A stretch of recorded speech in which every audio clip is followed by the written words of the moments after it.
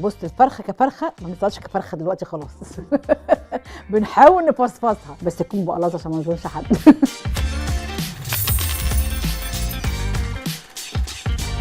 شيف نجلاء، عايزين نوفر وندبر النهارده في ميزانيه اللحوم اللي عندي. طبعا هي بيبقى اوفر لحمه المفرومه، ده اكتر حاجه بنقدر نلعب فيه، ان احنا مثلا بنعمل بقى بنحط عليه برغل فيبقى كفته برغل، نحط عليه فريك تبقى كفته فريك، نحط عليه بصل كتير فنحاول ان احنا نعملها معصجه. اللعب في اللحمه عشان تبقى معايا اكتر هي باللحمه المفرومه. طيب قولي لي، لو معايا فرخه هستخدم ايه في اجزائها؟ مش معتاد عليه بس اعملها بوصفه حلوه. بص الفرخه كفرخه ما بنطلعش كفرخه دلوقتي خلاص.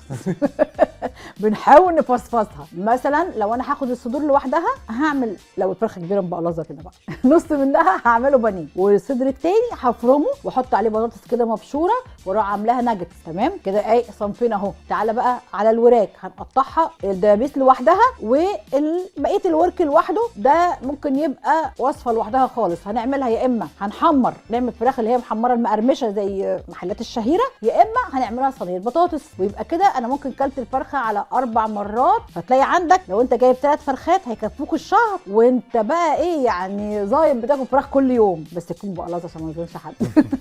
كام كيلو؟ 2 وشويه، لان انت كل ما بتطلع في الوزن اللحم هو اللي بيزيد مش العظم، كل ما بتقل اللحم بيزيد والعظم هو اللي بيوزن. شيف نجلاء، دايما اما بنجيب لحمه او كبده مستورده بيبقى طعمها مش زي البلدي. عايز اعرف منك تركايه تخليني احس وانا باكل ان باكل حاجه بلدي طعمها حلو وتيستي. اكتر حاجه في المستورد بتضايقنا انها بتشد ليه؟ لان بتبقى العجول اصلا بتبقى سنها كبير، فاحنا بقى لما نيجي تلاقي عامله معاك زي الاستك مش عايزه تستوي. طب نعمل ايه؟ كان زمان اهالينا بيعملوا ايه؟ الكمر. يعني ايه الكمر؟ انا بجيبه من قبلها بيوم كاني هسلق اللحمه بالظبط، يعني بحط بس بهريها حلو بقى، يعني هنبهر اللحمه حلو. الميه بتاعت السلق دي ورق لورو، حبهان، عود قرفه، ملح وفلفل، ملح بسيط اهم حاجه عشان الملح بيعطل سوى اللحمه، وطماطمايه ابشرها عليها، جزرايه بس مش كبيره عشان ما تبقاش مسكره الشوربه. بعد ما تغلي اسيبها تغلي شويه صغيرين واروح حاطه اللحمه. بس في خطوه ثانيه قبل اللحمه دي، بنقعها في ميه وخل، وممكن كمان معلقه سكر وادوبها واروح حاطه فيها اللحمه. قد ايه؟ ساعه ساعتين. تعالى بقى هات الحله، حط فيها الميه، حط فيها كل البهارات اللي قلت لك عليها دي، سيبها تغلي شويه قبل ما انزل اللحمه. هاخدها زي ما هي كده من البوله اللي انا حاطه فيها الخل والسكر واروح حطها في الميه، هسيبها تغلي نص ساعه ومش هشيل الغطا من عليها،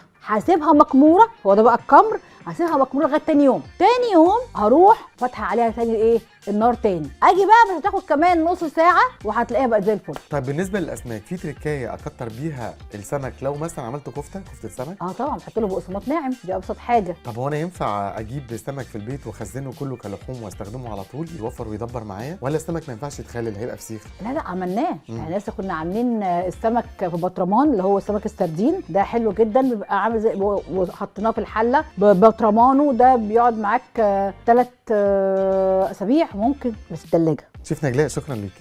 شكرا جدا ليكي، شكرا.